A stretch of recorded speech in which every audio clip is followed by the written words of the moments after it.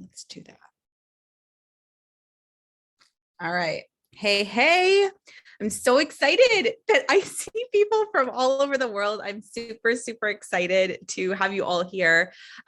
This is definitely going to be like interactive. So I was feeling really called to do something, obviously, after last week. And I'm not in the country. So there's only so much I can do. I've always been like an activist and feel like I've always volunteered and I was always out. I was the person protesting and fighting for my rights. And I'm not doing that anymore because I'm around the world. Right. So as I watch the sadness going on online, I was like, well, what can I do? And what I can do is I can share information with all the amazing women in my network to help them make decisions about their own lives and where they can go. Right. And I just want to be able to maybe inspire or spark an idea in people to be able to make decisions that will make them feel safer. So that's kind of what I'm doing here. If you could type in the chat and tell me, like, where are you right now? Where do you live? Where are you tuning in from? Just to kind of see, because those of you who know me, I'm in Tokyo. But I have a lot of my connections are going to be on the West Coast, Oregon, Portland. New York City. Yes, yes. More Washington, Oregon. Yes. I know one of my friends is on here from Dominican Republic. So we've got people from a variety of places. So I would love to inspire people to make this kind of move. So what I did is I put together a presentation. So let's do a little screen share and do that. I think if I click like this, do you guys see now like a slide?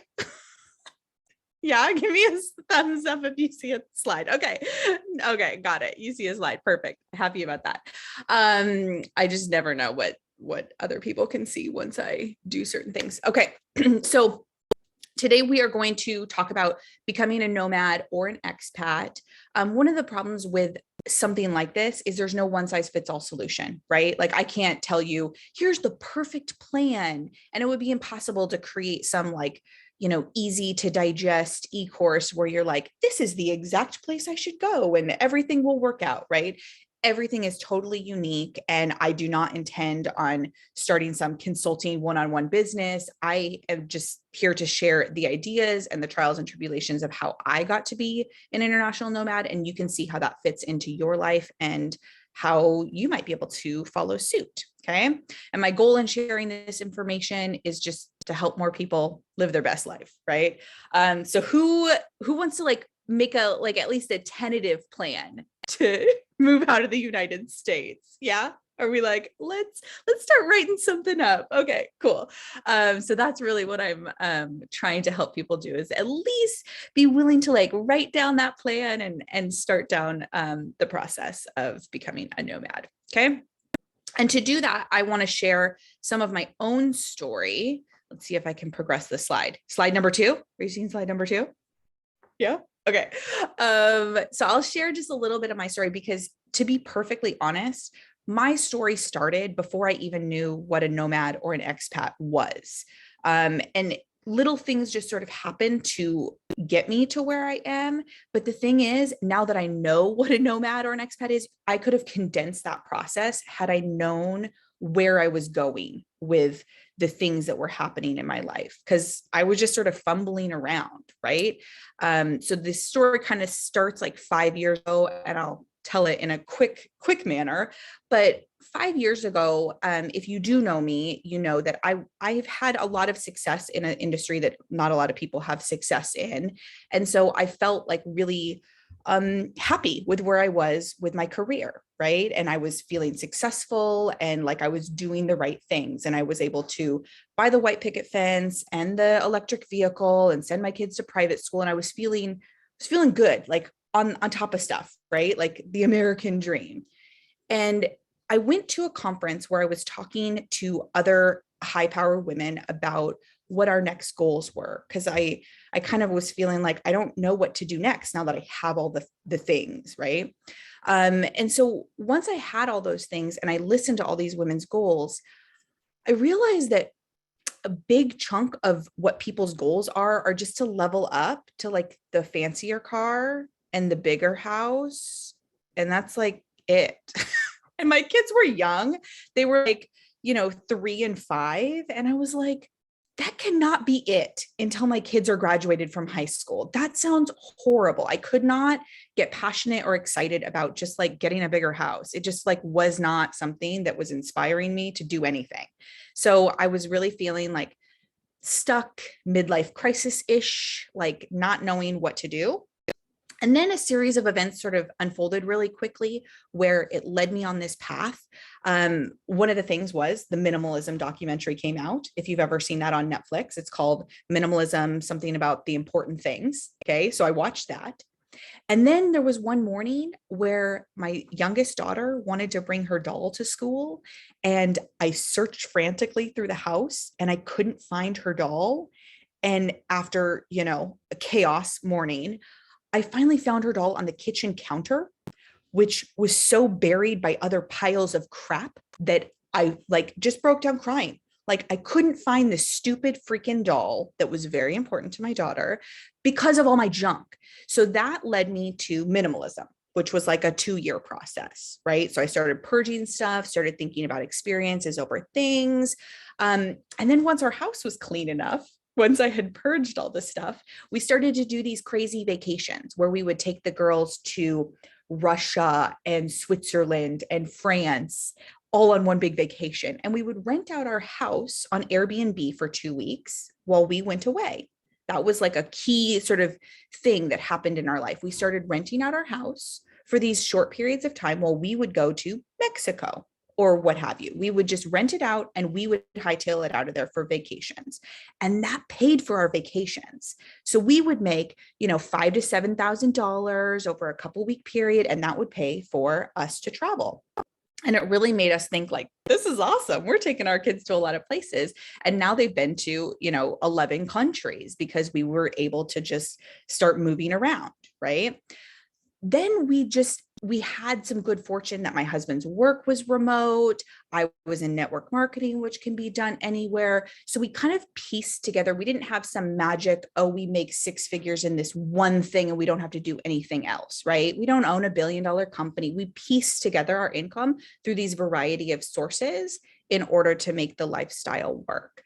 And we also do a lot of credit card hacking. So as you see us, traveling around the world and we're in first class and blah, blah, blah, a lot of that is just done with credit card points. So the major expenses as far as hotels and airfare when we were traveling was paid for by not us, not our bank account, not our actual money.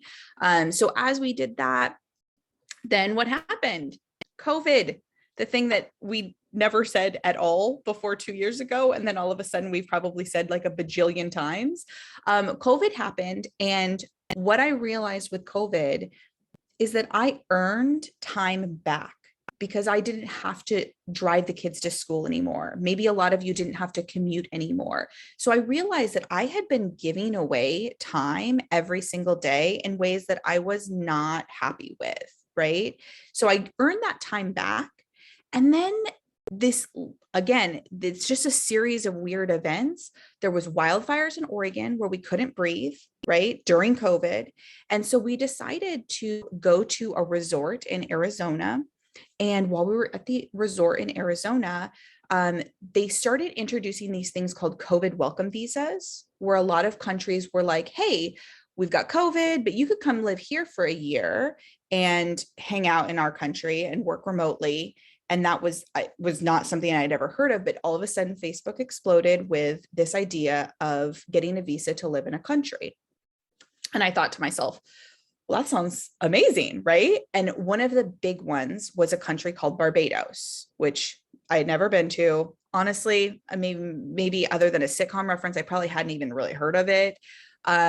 So as that happened, YouTube, in its infinite knowledge, suggested a school in Dominican Republic, just as like the next video. And when I watched that video, I thought to myself, that's it. So we're sitting in a resort in Arizona in September. I find a school And we literally made the choice and we lived in Dominican Republic by November.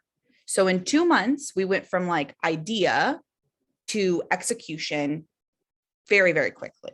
Right. And on the other end in Dominican Republic, I had a 2-day Airbnb stay, you guys, literally just 2 days. And so I didn't have a plan. So I think part of what I'm going to talk about today in terms of creating your plan is that it doesn't have to be as extensive as you think. It can be a lot more loosey than you think. And that's kind of just how I got here. And again, I did not know what a nomad was. I just stumbled into this because of a random series of events. And maybe there's something that has happened in America that is prompting you to be like, I'm ready to leave, whatever that thing that pushed you over the edge was. You know, for me, it was like trying to put my kids in virtual school when they're 6 and 8, nightmare, right? Maybe for you, it's something else. And creating that safe space in another country is totally possible. Okay.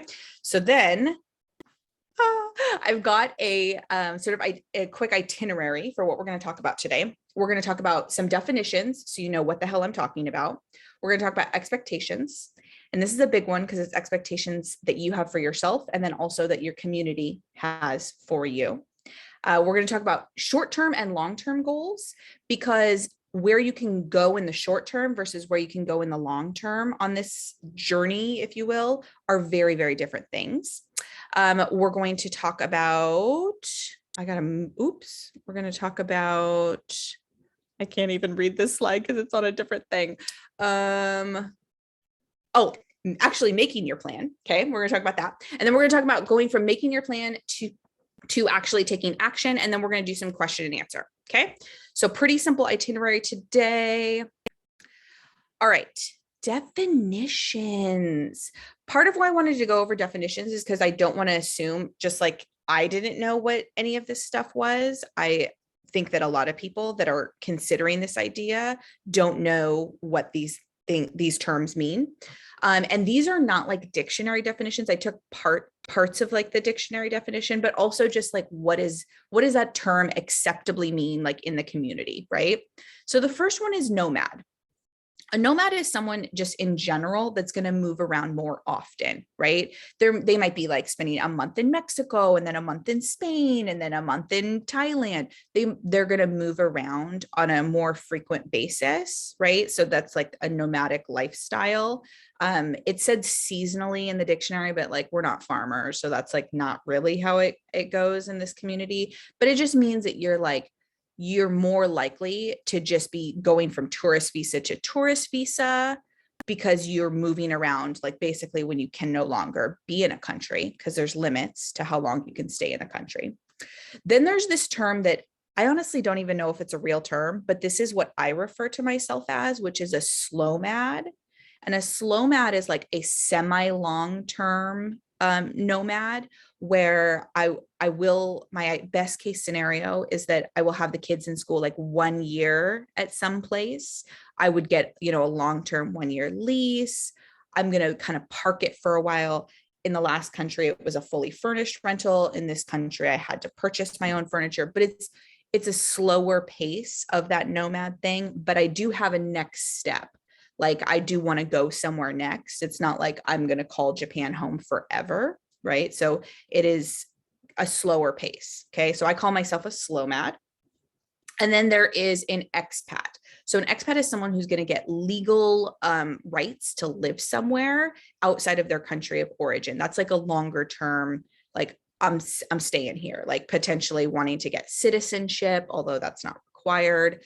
When you hear those terms, what kind of pace do you think like you envision you would want to take? Would you want to be someone that goes around and goes nomadically all the time moving around?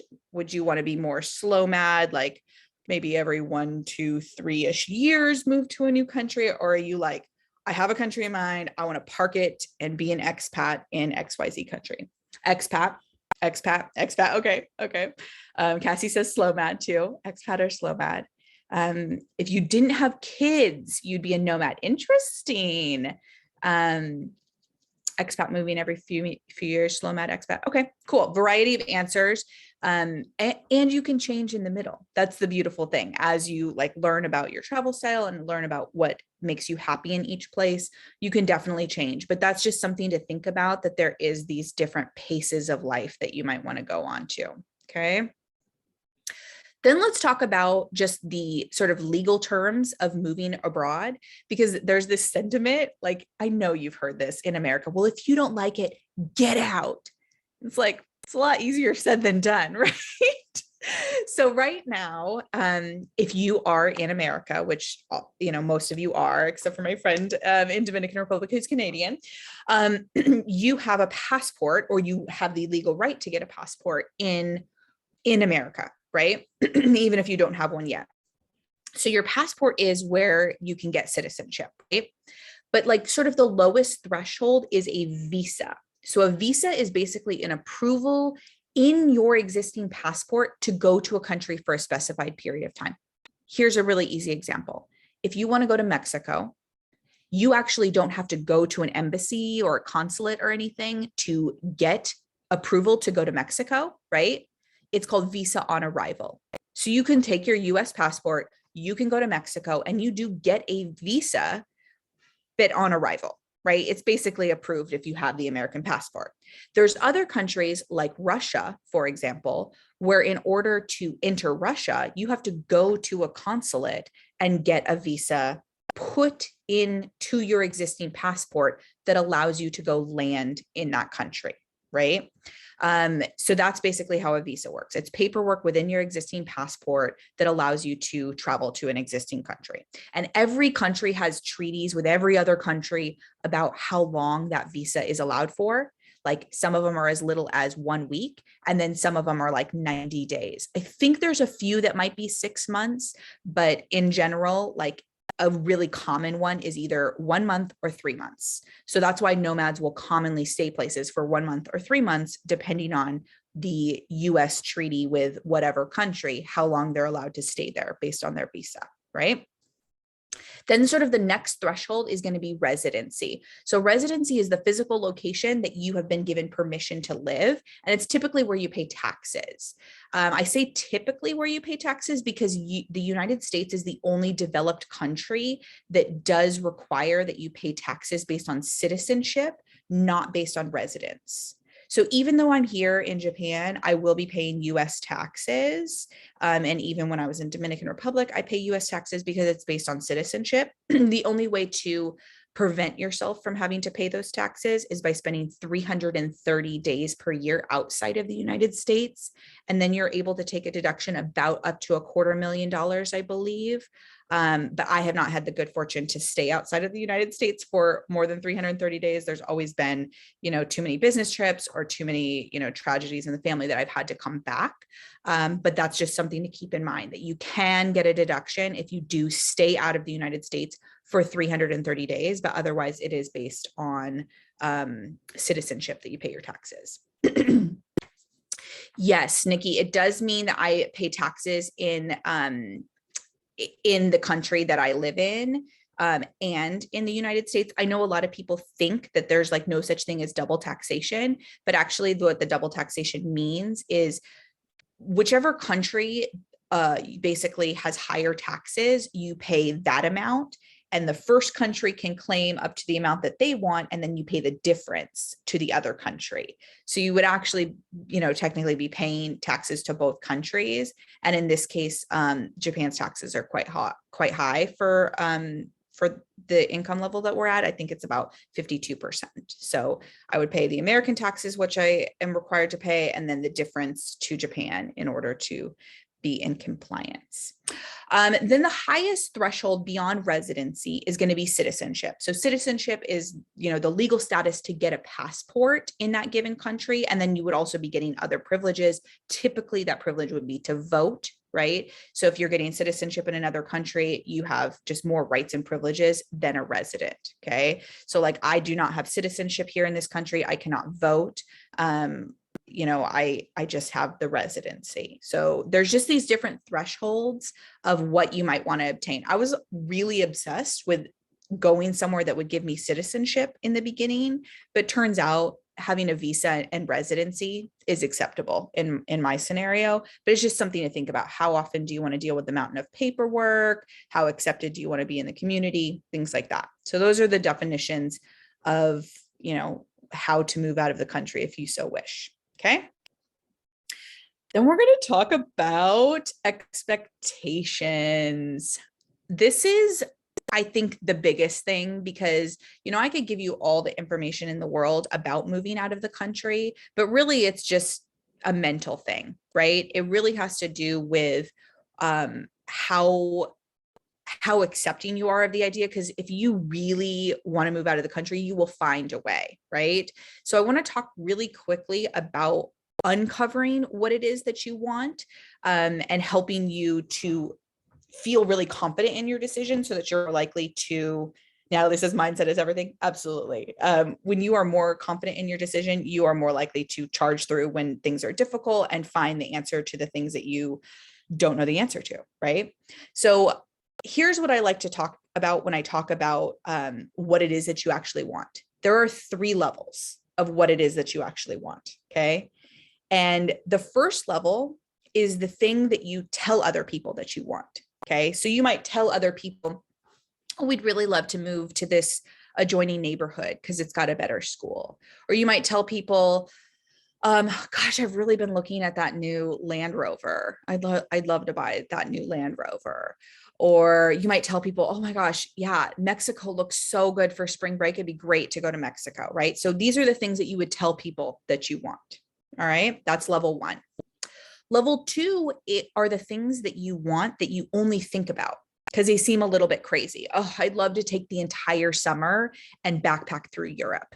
You might want to do that, but you don't say that because it seems a little unreasonable. Like, oh, you have kids, you have responsibilities, you have jobs. So you don't say these things, right? You don't say, gosh, I'd really love to get that Tesla, that $150,000 car. You don't say that out loud because that seems crazy, right? Somebody like you can't get a Tesla. There's just these things that you let yourself think about, but you don't say out loud. That's the level 2. Then there's the level 3 of what you want, which is the idea that the moment it comes into your brain, you kick the idea in the face because you're like, that's unreasonable. Get that out of your mind. Stop being stupid. You'll never have that. So these are the ideas that you don't even let them live for a second, right? You're just like, that's stupid. We're not even going to think that in my brain. So that's going to be the thing where it's like, I want to leave the country for good. I want to buy a villa on the southern coast of France and just drink wine all the time. Those are the things where you're like, can't even think about that. That's too insane, right? So how many of you have those ideas? Like those ideas that are too crazy that you kick them in the face? Yeah, I think we all do. Or I hope you do. I hope you take the time to at least let them enter for a second before you kick them out. And the thing is, when you have those ideas and then you tell yourself you cannot achieve those ideas, it's very hard to change your mind, right? Because study after study, and I was a psychology major in college, so I'd nerd out on these kind of things. Once you form an idea, it's really difficult to change your mind. So if you've already told yourself that's not happening, that's too crazy, those ideas, those initial impressions are just very difficult to change over time, especially when the only thing that's happening is you're just trying to like brute force, have willpower to change your mind, right? So one of the things about moving is that according to national research about like moving trends, 75% of women live within 5 miles of where they were born, as far as Americans go. So 75% of women and 68% of men live within 5 miles of where they're born. And that's because we create communities, right? We want to stay near our parents. We want to stay near our friends. We want to stay near the people, these proximity things that we're comfortable with. And so it doesn't give us a lot of opportunity to have a change in circumstances, right? Because we want to stay near those people. And especially women, the reason that that number is higher for women is because we're always the ones who end up taking care of people. You know, maybe you have a parent that is ill and you're the one who's responsible for doing that. You don't want to let people down, so you don't want to leave. Alicia says, yeah, unhealthy parents. Yeah, absolutely. I mean, we're that sandwich generation, right? We're taking care of our parents, we're taking care of our kids, we're in the middle. So yeah, that is something to think about, that you're part of that statistic, that it's like you're in that zone because it's comfortable, because that's what people do. And part of this whole exercise is just questioning things like, why do we do that? Why is that required of me? You know, why do I have to give up what I am actually thinking for the expectations of other people, right? So one of the quotes that I think I made up is that your mind is meant to be changed and your heart is meant to be followed. And that really gets to the idea that, you know, people think it's a great value that they've never changed, right? We see on sitcoms all the time that people want to get a divorce because, honey, you've changed. And to me, I just think, well, shit, if my husband has not changed in the 12 years that we've been married, we have a problem. Like, I do not want you to be the same person that we were 12 years ago. Being the same is not a value that I personally hold. So the idea that changing is somehow looked at as a detriment is very weird to me, because there's so much change and growth that can happen in our life. I really think that our mind is meant to be changed, and we're meant to grow and learn things and follow our desires or our heart to wherever it is that we are pulled. But it's really hard to do because the people in our circle are always talking about what we should do and what we could do. Right? You should do this. This is how you could do things. This is what's expected. And they just shove that down our throat. We hear it constantly, what we should do and what we could do. Just because we can do something doesn't mean we should do it, right? Just because we can take on that role as PTA president doesn't mean we should do that. There's so many things in the American lifestyle where we end up doing it because of guilt, because of circumstances, and that's not what we want to do. It's just, we're there. It's proximity. And we end up living a life of what other people think we should live instead of what we actually want to live. So that's a weird dichotomy, right? And really, as I've made this expat journey, I've realized that we all do want the same things. We just don't know how to get them. Right? We all want safety. We all want, calm. We all want stability. We all want to be able to feed our kids. We all want these things. We just don't know how to get them. And in absence of knowing how to get them, we just don't do anything. We just stay still. We just are like, well, I'll just hold my breath and wait longer. And that's no longer the answer, because now you've got so many options. Now you know what an expat is. Now you know what a nomad is, and you have options. You actually don't have to just stay in that neighborhood that's 5 miles from where you grew up. By the way, how many people live within 5 miles of where they were born? Julie says yes. Selena says close. Okay. It's very, very common. I mean, I was born in Portland. I moved to Seattle for a good chunk, but then before I started this journey, I moved back to Portland. Like, and I gave birth to my kids at the same hospital I was born at. So it's a very, very small world. You live across the country. Okay. Alicia, stay close to her mom. Yep. 5 miles from where you went to high school. Yes. Okay. So it's part of the statistics that, we are going to stick close to home. And so I guess with this slide, my intention was to prep you that people are going to tell you that this is crazy. They're part of the 75% that's never left anywhere, that still stays there. So when you hear negative things, don't let that sway you. Just, hopefully this will inspire you to charge through and make your own plan, and not let those people who have never done it affect your decision. Okay. Let's go to the next one. All right. So let's talk about short-term plans and long-term plans for becoming an expat or nomad. So in a perfect world, if everything was amazing and the money just dropped in your lap and nothing was preventing you, how soon would you want to leave America? type in the chat and tell me, how soon would you want to leave America? Would you want to leave like tomorrow, or would you want to leave like at the end of summer? 1 month now? September, tomorrow, within a month? Okay. Okay. Quick timelines. Okay. 1 year. Okay. If everything was just perfect, probably within 6 months. All right. A year-ish. 4 years after your husband retires from the military. Interesting. Okay. Sounds like you can't maybe leave after some sort of benefit comes in. 4 years. Okay. All right. So that's interesting. So when we started, right, there's parts of my story, obviously, I don't want to drag things out. There's parts of my story that I obviously left out, right? Because they just overcomplicate and make things crazy.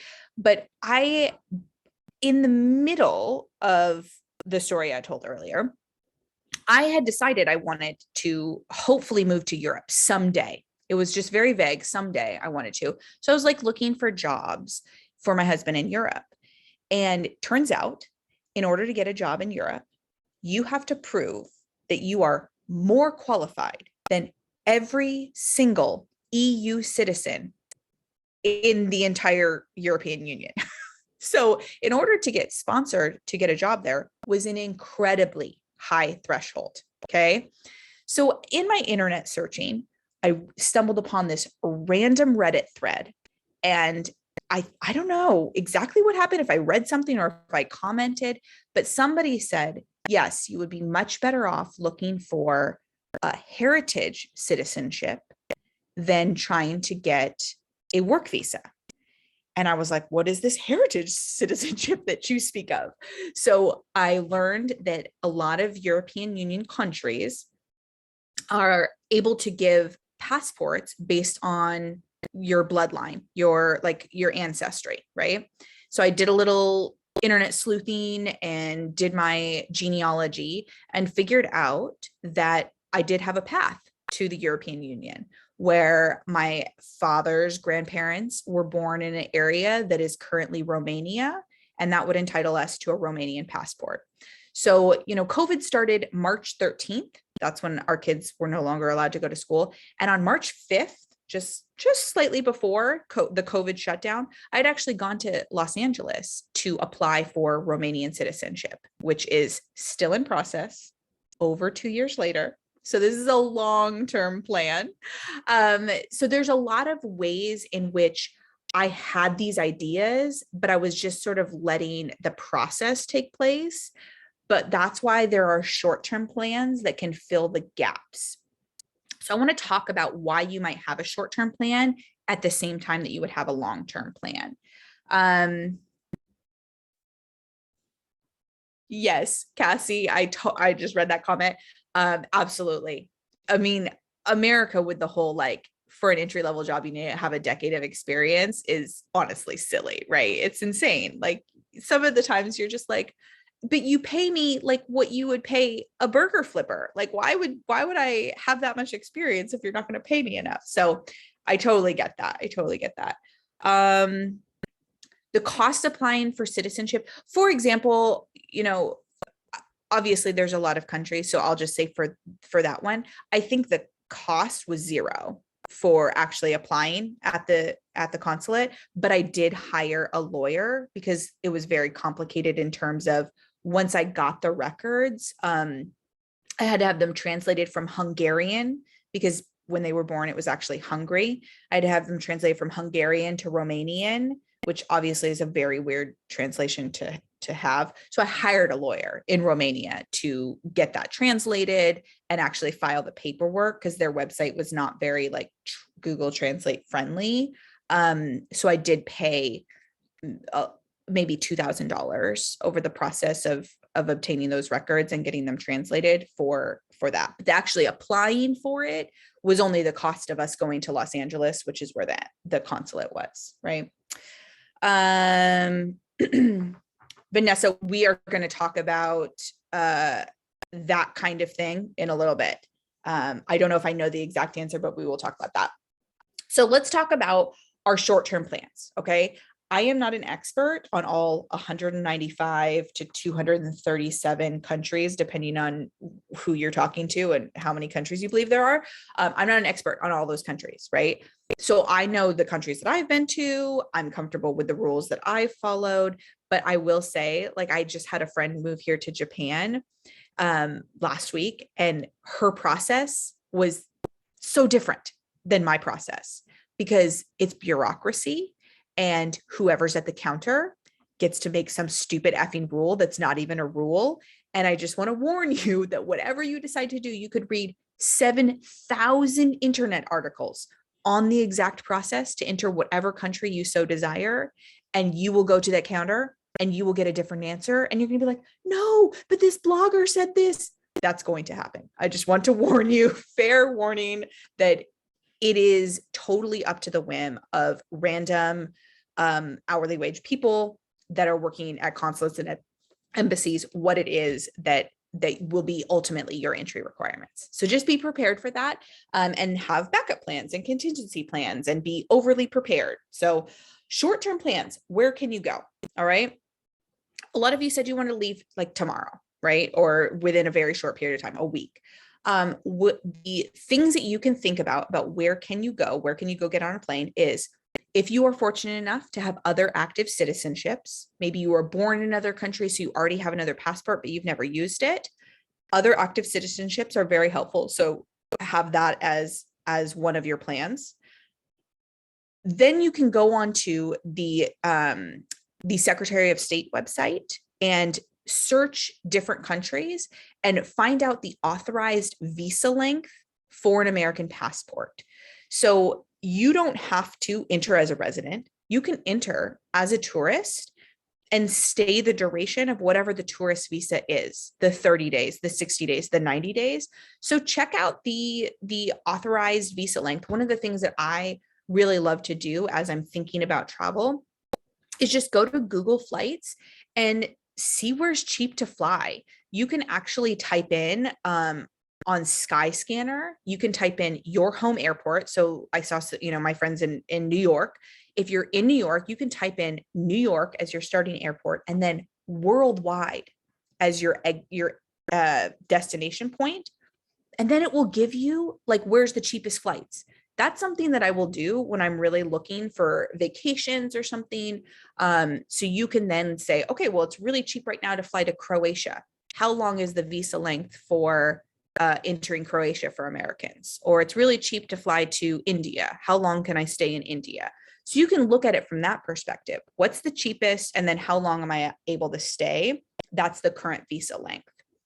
Then there are countries where if you have proof of income or funds, that they will let you in for longer periods of time. Thailand is an example. You can get a longer than a normal tourist visa just by sending over information about your income and bank statements.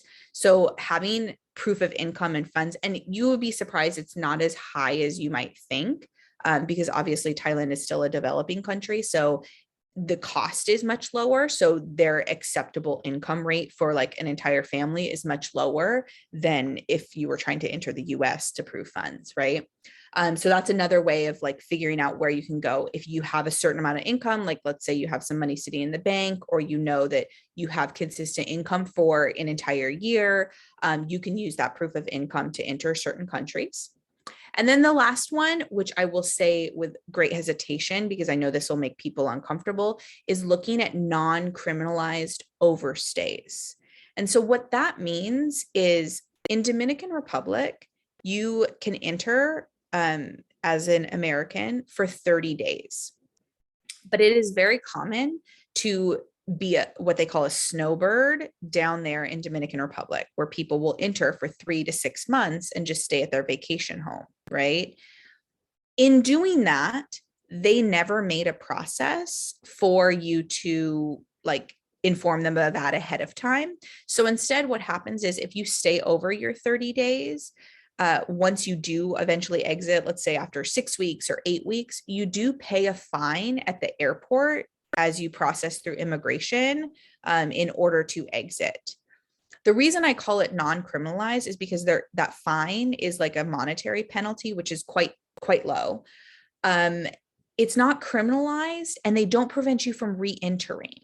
So although it is technically against the rules, there are places like that where if you just want to go and just stay, it is possible. So that's just sort of a depending on your comfort level with that. You know, we lived there for a year and we had many overstays. So we would just pay at the airport, come back to America or go to wherever. And as we exited, we would pay that fine. But I know that makes certain people uncomfortable. I love people helping out in the chat. Male bloodline. Some of that has changed as far as male bloodline. Okay, so those are some ideas about how to decide where you can go if you want to leave tomorrow, the short-term stays. Okay. Then we've got the long-term plans that you would set into motion and would potentially take a long time to put into process. And these are the ones that it's like, you know, you put your blood, sweat, and tears into these processes and you're just holding your breath and hoping for the best, right? So I mentioned the Romania situation. I turned that in March 5th, 2020, and it's been like, you know, coming up on 2.5 years. So we've heard bubkiss, and so far from March 20th, 2020, out of the, I think there was 15 people who applied that day, 2 of them have gotten responses so far, because they do a really specific tracker on like, I don't know which number we are, but they do have a really specific tracker. And I know that 2 out of the 15 have been responded to. So I'm just holding my breath and waiting for the others to be responded to. But heritage and bloodline visa citizenships, as Vanessa was asking about, not all the EU countries do them. A lot of the EU countries put a distance cap. So like it can't be further than parents or grandparents or great grandparents or something like that. So in my particular example, for Romania, it allows up to grandparents. Okay. So my father has to apply first and get it, and then I will be granted the citizenship because somebody closer to me has it. Okay. So there are tiers, right? In terms of like, if your family has been in America for 9 generations, that won't work, but you can follow all the different paths in terms of like your dad's mom and dad, your mom's mom and dad. As far as adoption, or step parents go, that's really uncommon. Most of them that I saw, it was like, not only did they have to be blood, but a lot of them were like within nuclear families. Like you had to show marriage certificates also. So it is a high bar in terms of proof. But I will say, if you do want to follow that path, a great website resource is going to be familysearch.org. I don't know exactly why this is, but familysearch.org has digitized records of like a ridiculous magnitude. So when I was looking for mine, I was able to find the birth certificate for whatever it was in the 1800s for my my great grandparents, which is just like a line item in like a registry book that existed in a church, you know? So it's not like a real birth certificate, but I was able to find that. And then you can go to the front of that book and see, you know, the exact church name and the exact date and volume number. So when I contacted the Romanian records department, I was able to say, listen, in book 947 on page 32, the 8th entry down, I need a photocopy of that. And he was like, nobody has ever been that specific ever in life. Sorry, getting a phone call. And he was able to get it to me super quickly because of familysearch.org. I don't know why they have so many digitized records, but it was super easy to then contact the exact jurisdiction and get what it was that I needed. That was like the fastest part of the process. So as you look for your ancestry, that's a really helpful website for whatever reason they've done that. Then the other thing is investment opportunities. So it used to be that investment opportunities very much had to do with like starting a business or literally just putting money in a bank account that you weren't allowed to touch for a long time. But more recently, there's been investment opportunities that allow you to actually purchase a home in those countries and then therefore get citizenship in those places. For example, in the European Union, which I really want to live somewhere in Europe. So that's why I kind of get fixated on that. In the European Union, the cheapest investment thing is still quite expensive. It's Malta. And Malta will give you citizenship if you purchase a property that's equivalent to about 730 to 750,000 US dollars. So if you like sell your house in America and go and purchase a property in Malta, you can get a Malta passport and then therefore be a member of the European Union. If you just want to be in Europe and being in the EU isn't an obsession of yours, I know Turkey has a similar program where you can purchase a primary home and it's only about 400,000 US dollars. So quite a bit cheaper if you were to sell your house and go buy a house in Turkey, which would give you access to Europe, but you wouldn't be an EU citizen. Portugal has another golden visa. Okay, perfect. So I keep my ears open for things that are like, cheaper than average, but it's still quite a lot. Greece is 300,000. Oh, see, look, people are researching. I love it. I love it.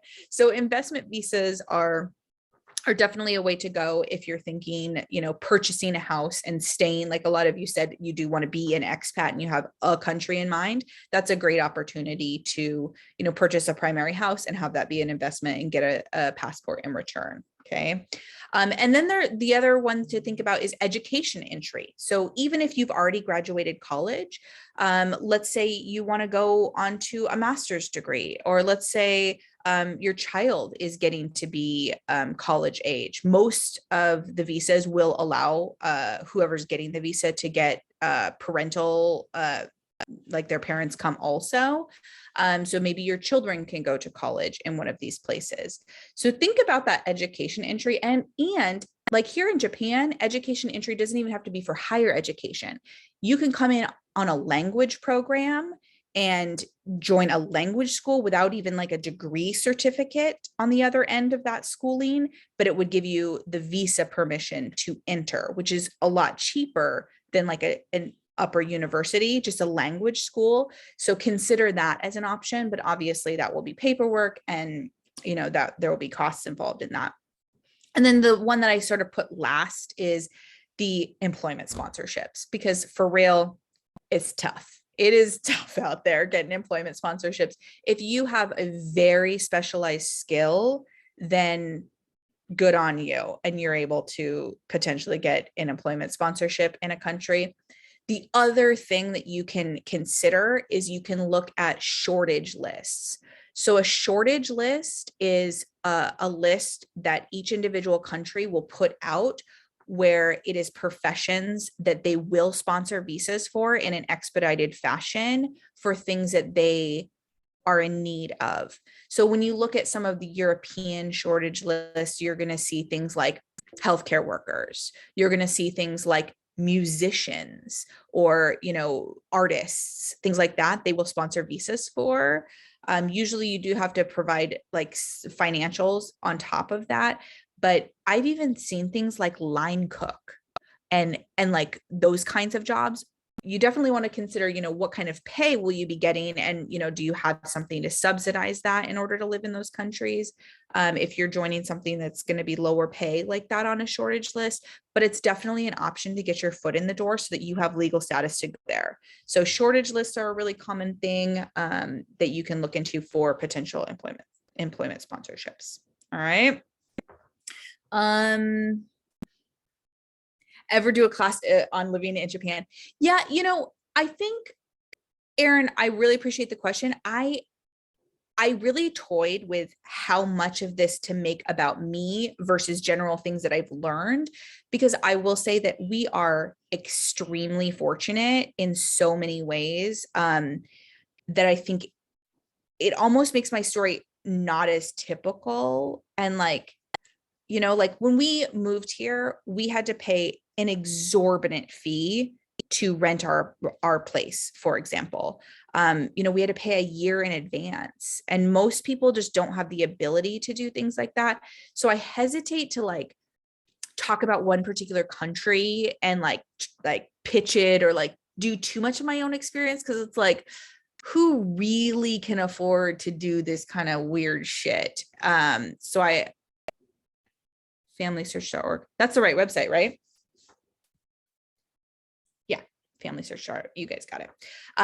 But if there is interest in that, like, I'm happy to share. I'm an open book. It's not like I'm embarrassed, but it's just like, it's tough because we are in an incredibly fortunate situation.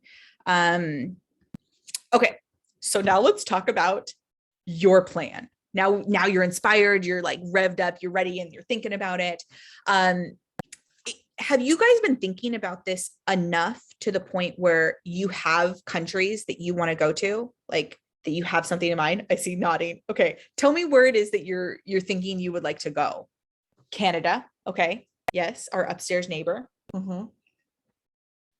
Costa Rica. I have a friend who moved to Costa Rica, and then my best friend from college has just been talking to me about moving to Costa Rica. Portugal, Germany, Iceland, Australia. Yes. Okay. Germany, Netherlands. Okay. A lot of these countries, it's like, yes, I have done my, my general research on a lot of these countries, because these are all great places to live. Good. Okay. So you have places in mind. What I would love to point out about as you research countries is that often what you're going to be doing is you're going to be watching YouTube videos and you're going to be reading blogs.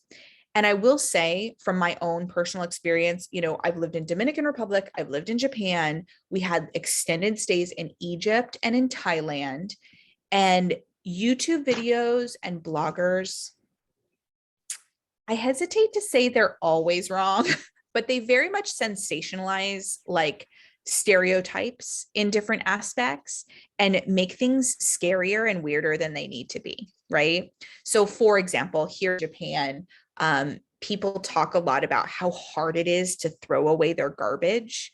And like, you could go on YouTube and people are like, oh, it's so complicated to throw away your garbage in Japan. And really, if you're from Oregon, you know what we do. We separate our plastics. We've got our recycling bin. We've got our landscaping bin. We've got our trash, right? We separate that anyways, but we put it all out on one day a week, like Tuesday. Here in Japan, we just put it out on different days. So, Monday is the day that you put out like landscaping stuff. Tuesday is the day you put out food waste. It's just separated. Hi, so people make those sensationalized videos, and then people ask me if it's difficult, and I'm like, no, I'm from Oregon. I already separated my shit. Like, it's not a big deal at all. But that's the kind of thing that will happen in the information that you and maybe get, could use like another 2 more minutes. So I put all of these different things here about what it is that your plan might consist of, right? You're looking at cost of living, you're looking at climate, pollution, culture, safety, language, food, the pace of life, transportation, healthcare, taxes, education, access to services. It's a lot. And it's a lot of like analysis paralysis and trying to make the right perfect decision. Okay? But something that I love to say is that children exist everywhere. And everywhere you go in the world, you can find a banana and a Band-Aid and your kid is going to be fine. So as you think about this huge, immense decision and you think about all the things that could stress you out, and like one of my biggest fears is, now that I've decided to live this life, what if something terrible goes wrong? And then people say, well, if you didn't move, then that wouldn't have happened, right? But the reality of the situation is America's not safe either, right? There's things that can go wrong. If you're going to pick up a pizza, you can get shot. So as I sit over here around the world and I watch, my best friend works for the Seattle Police Department. So I watch the Seattle Police Department Twitter account. I mean, give me a break. It is horrible, right? Every day, people are getting stabbed and run over and shot. So there is just as much safety issues, if not more so, in America than other places that you are going to go. So I just want to urge you to not get obsessed about some specific answer, because you can look at crime statistics for a country, for a city, and it does not reflect what your experience is going to be. Because you know as well as anybody that in your city, that neighborhood over there is definitely a higher risk than this neighborhood over here, right? There's places that you can go that it's neighborhood specific where you feel safer.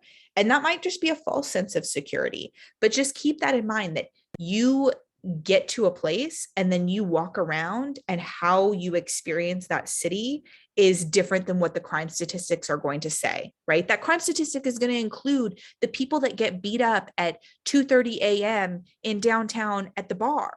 And you're like, well, I'm not going to be downtown at 2:30 a.m. at the bar. I'm going to be in my neighborhood. So the crime statistic is not representative of what your life is going to be like. Of course, I'm always happy to help. So in any case, I want to point out all these things because I recognize that these are things that you will think about, but I don't want you to obsess over them. Because really what it is like, what is it that you're looking for, right? Like what is it that you're seeking, like in terms of why you're moving? For me, it's just very much a stress-free life. Instead of feeling like I'm always fighting for my rights and, oh, we're just going to put all our faith in blah, blah, blah. Instead, I'm just looking for balance and just being less stressed. And I'm exorbitantly less stressed since I've left the country. I will say I do watch a little bit too much news, and like that does keep me a little bit stressed. But in terms of actually being here, I'm way, way, way less stressed. Oh, the recording. So yeah, I am recording it. I don't have like some process where I'm gonna, I don't know, maybe it'll email you guys. I don't know how I would email it to you. Just message me if you need the link to the recording. I don't know. It's not going to come like automatically with some like sales pitch offer. I don't know how to do that. So anyways. Mwah. All right. For those of you who are hopping off, absolutely no problem. Just message me when you need the link. Okay. So just the short version of where I have gone and how I was able to do that is, the first one is Dominican Republic. On that one, it was a short-term plan. I overstayed. We stayed there a year. Thailand is the other one at the top. I just had to prove funds. That was a short-term stay, but we were entitled to stay for 3 months there instead of the typical 30 days. The long-term plans are the heritage visa here in Japan, which worked out, and then the bloodline citizenship in Romania, which is also still in process. So those are some of my things. And that's how diverse your plan can be. You can have a couple of short-term ideas, couple of long-term things in the works, and then still be able to leave next week because you have the short-term things that you can do in the interim, right? It doesn't have to be a perfect plan right from the beginning. It can be messy, as long as you're able to leave if you would like. All right. So then in terms of one of the questions I got before I started today was really about how much I saved and the funding aspect. And as I said, we were very fortunate to not be in a super strapped situation in terms of financially. But I will say, like on a base level, being debt free is super important, because you don't want to feel like you're still paying off your debts in America when you're trying to live somewhere else. But then honestly, just access to credit is, I think, is super important. So it's not like I came here and I was like, I have $10,000 in the bank and this is how much I can live off of. So if you are somebody who's like, I have some specific dollar amount that I'm thinking that I need to save in order to make that happen, that's not what we did. We just left, right? Because we made the plan in September and we left in November. We didn't save any money. We just had whatever money we already had saved. There was no specific fund for being able to do this. So having access to credit and then being debt free, I think are the super big ones. And I think a lot of people put those monetary amounts as sort of a way to give themselves an out. Like, I'll never save that much money, so therefore I can't go. But you actually can, right? The over research will end up being confirmation about, this is what I put here, because this is, you're going to get the people who are going to shit on your idea. And then you're going to go on the internet and you're going to find information that validates what that person said. And it's going to turn into confirmation bias that the stupid idea that that person put into your head is accurate. But nothing replaces just going to the place and walking around. Okay. All right. I'm just reading my notes here. Okay. So when we were talking about level 1 ideas, level 2 ideas, and level 3 ideas about like what you're willing to say out loud, what you're willing to think in your head, and the ideas that you kick in the face, I'm just wondering how many of you have had those ideas and let somebody else shit on them and die? How many people let an idea die the moment that they speak it out loud? So many times. The moment you say it to another human. Yeah. And then I'm sure that some of you let the idea die the moment it hits your head and you don't even like let yourself think about it. So I just want to stress that if it is in your head, it is doable and you can leave the country. And just do not let whoever is shitting on your idea shit on that idea. All right.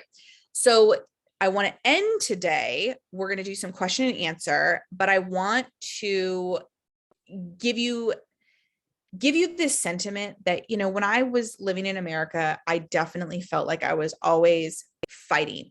Like from the time I was in high school, I was volunteering for politicians. I was fighting for things. And that causes a great deal of stress. And especially once you have children, then you feel like that added weight and pressure of what are you teaching your children if you accept these different things. And that runs the gamut, right? On all sorts of ideas. We don't need to get into American politics, but you know what I mean. Okay. So moving away really does kind of save that sanity. But just to review some of the things that you already know is that the United States has the highest healthcare costs in the entire world.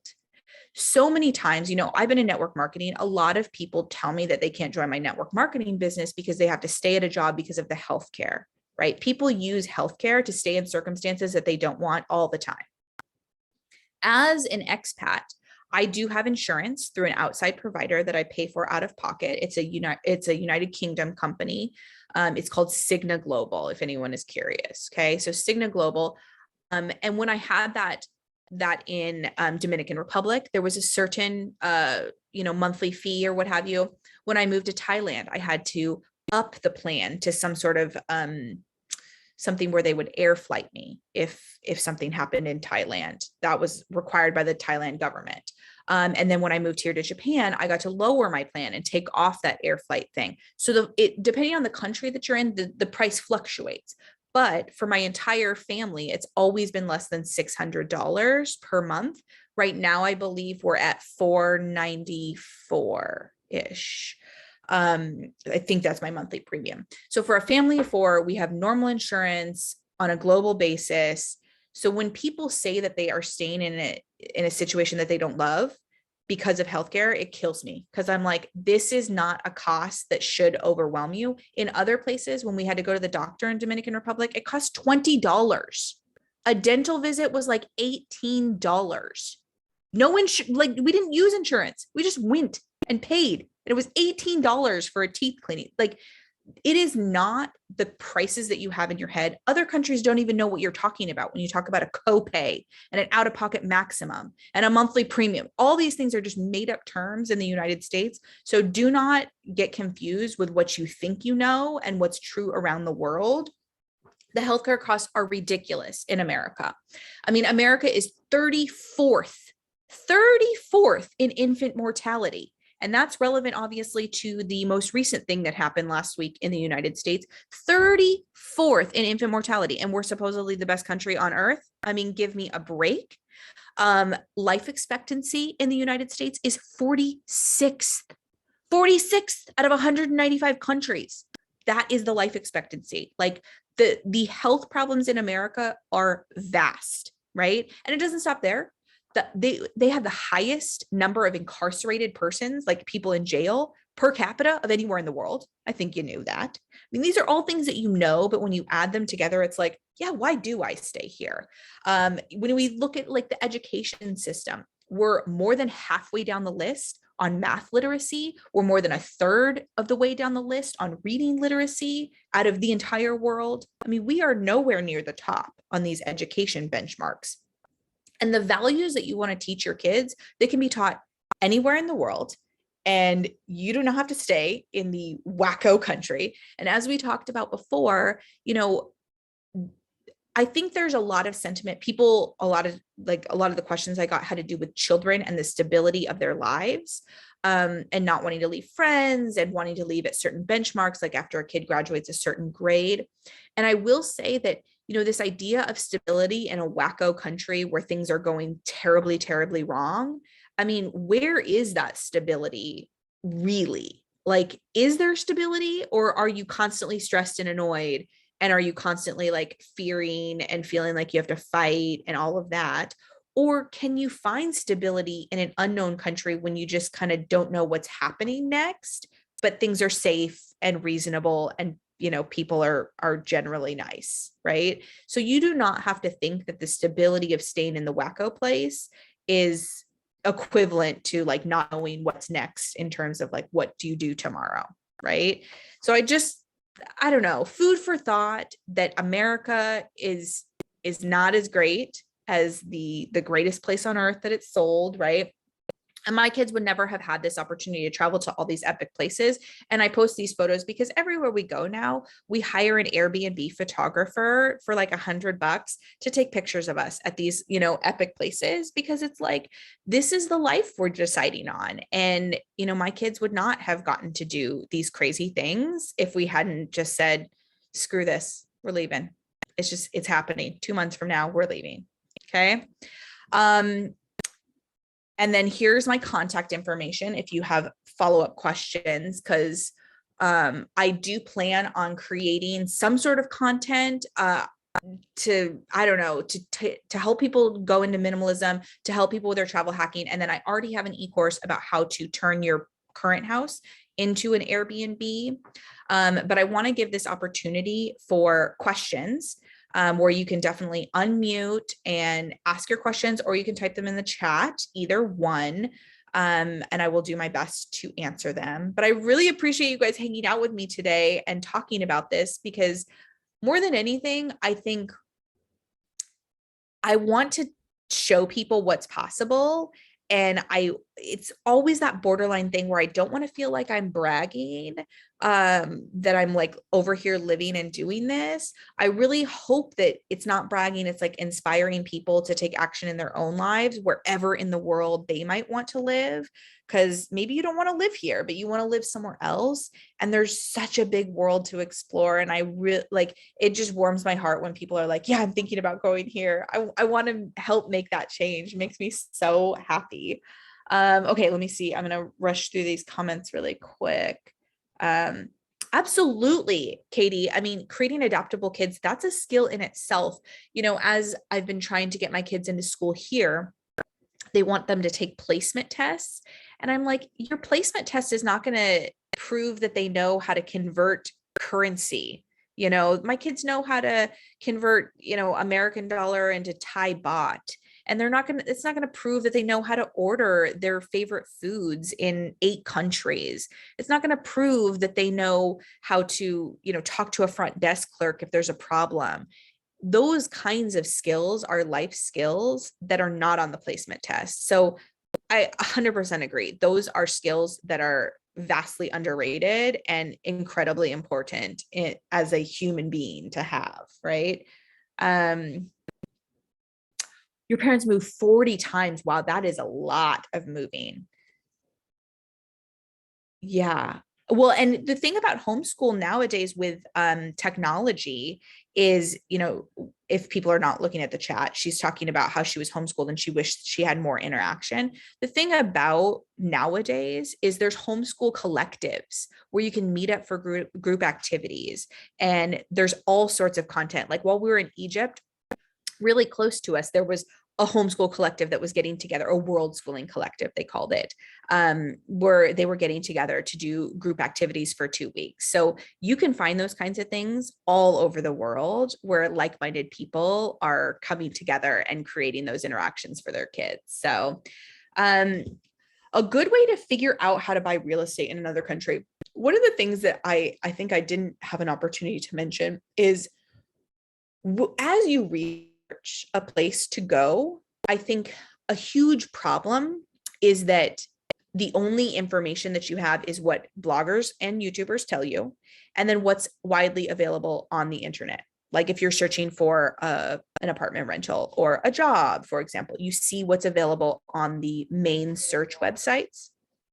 And the problem with that is a lot of these countries do not have easy access to search websites. Okay, so some examples. If you were to look in Dominican Republic for a rental, the only rentals that are available online are things that they are marketing to foreigners. And that is not necessarily going to be the best deal in the best neighborhood. They're going to obviously paint it in a certain light. But if you physically go there and you just walk around and look at the signs, like on an apartment building, like for rent sign, that is going to be how you're going to get the best deal, and you're going to get more local prices. And that's true of everything.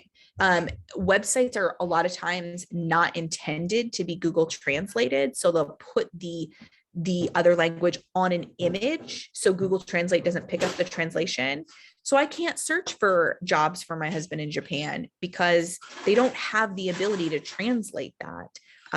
Because of how they've coded the website. So definitely think about the fact that what the information that you can get in terms of buying real estate in another country, it doesn't replace just call a real estate agent, call them and like actually have a conversation, because so much information is not as available online as you might think. And then just having that information ahead of time can drastically help your decision. I think I fell victim to this in terms of like, I thought that I would be able to buy a house here in Tokyo. And then now that I'm here, I think I was very confused.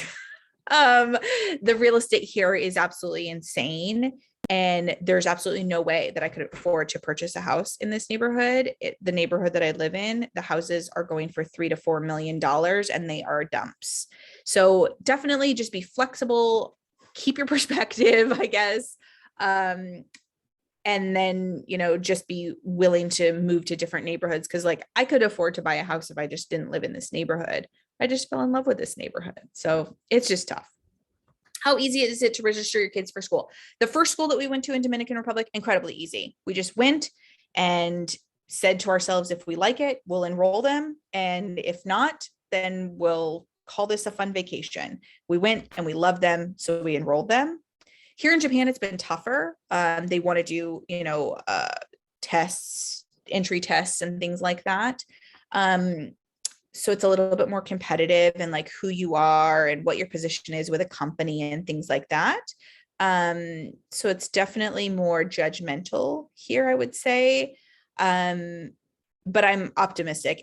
If all else fails, then we can certainly send our kids to public school. It would just be fully in Japanese instead of an international school. What do you do with your children's education while you're traveling on tourist visas for 30 days or whatever?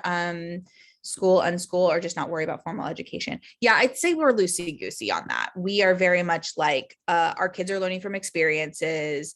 They got to go to really historic places like King Tut's tomb and learn about Nefertiti, learn about how paper is made, learn about economics through the fact that we talk about, why is there a Toys R Us here in this country? And how did Amazon take over Toys R Us in America? So we do more sort of like a world schooling, unschooling kind of situation, but it's not a formal, like I haven't filed lesson plans or anything like that. We just teach them as we go.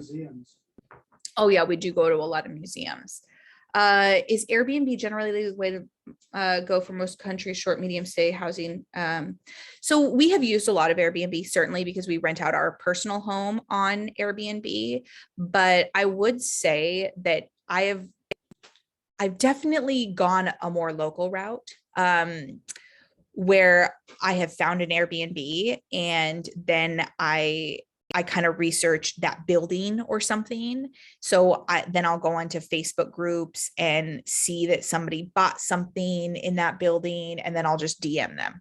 I definitely have done things where I'm like sending $4,000 through PayPal, and it's like some dude I've never met and he's given us the keys. So I would say it's a risk tolerance thing. Like if you want to see like the reviews and all of that, then Airbnb is a definitely good option. But if you're kind of like, oh, well, people Airbnb in that building, what about someone who just owns in that building, and try to get a better deal? That's kind of how we've done it, because the cost can be quite different if you just find like a random person versus somebody who's trying to make an income off of it. Do I feel a lack of community in living in? I do not. So far, I have been so lucky.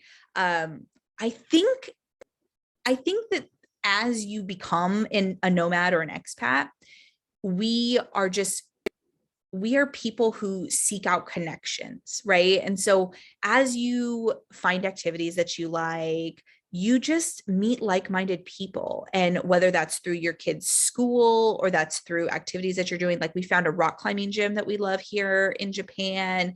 Those are the places that you open the doors to meeting the right people and just creating those friendships and bonds. And every single city basically on the planet has an expat Facebook group where you can meet up with people who are like you. So if people in the expat group in Tokyo are like, oh my gosh, I found the most amazing tacos, let's all meet for tacos on Thursday, then you can go make friends in that aspect. And I think the same is true for everywhere.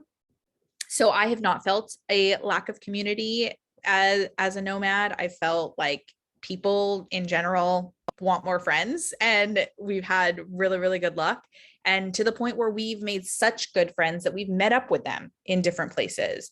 We've met up with our friends from Dominican Republic in Paris, and we will continue those relationships, for a long, long time. We met up with other friends from Dominican Republic in New York City. And it's if you're open to it, if you're open to the friendships, they are there for sure, for sure.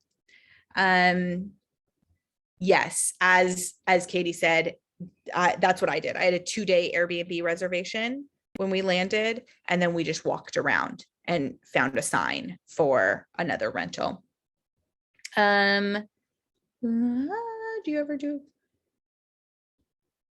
see a group like multiple? Yeah, there are things like that, where people will go in on a house, like a portion of a house. I think it just becomes a lot of legal legwork.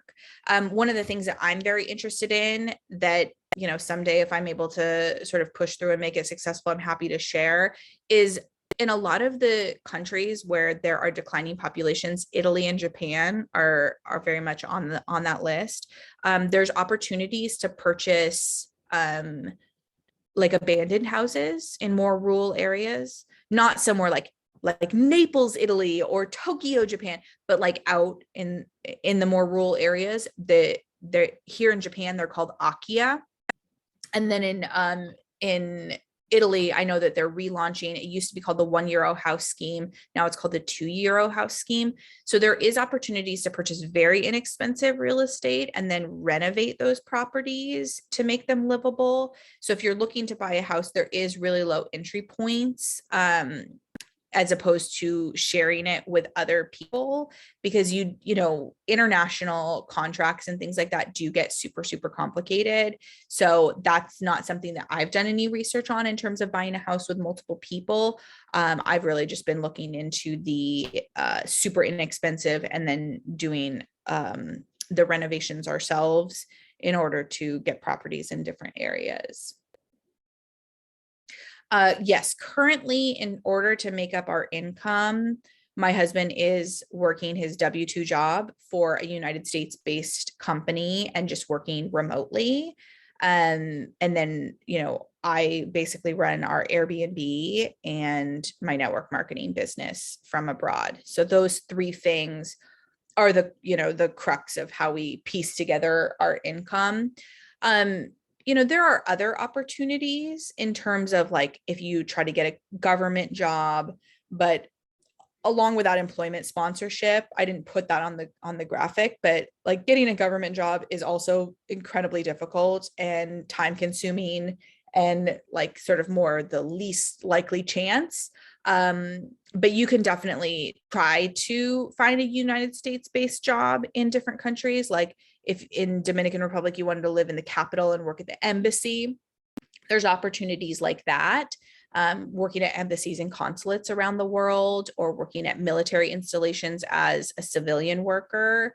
But yes, currently he just works for a US based company and does it remotely. So a lot of you did message me about concerns about income and how you would be able to earn an income. And if you're already working remotely, I mean, it really does have to do with your employer's threshold for paperwork pain, I guess, because it is really complicated if you are going to be working internationally, in terms of what's allowed and what can kind of skate under the radar. So it's complicated to keep those jobs, but if you have a job that can be done at any time of the day, it's definitely the easiest route to just keep your US based remote work and just kind of hightail it out wherever you want. Okay. Well, I think I just got to the end of the questions I see in the chat.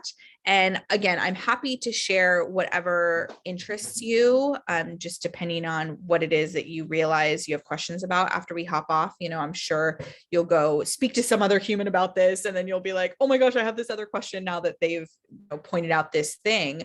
But if I am teaching you anything today, I want it to be that over researching and obsessing about some certain aspect, just let it go.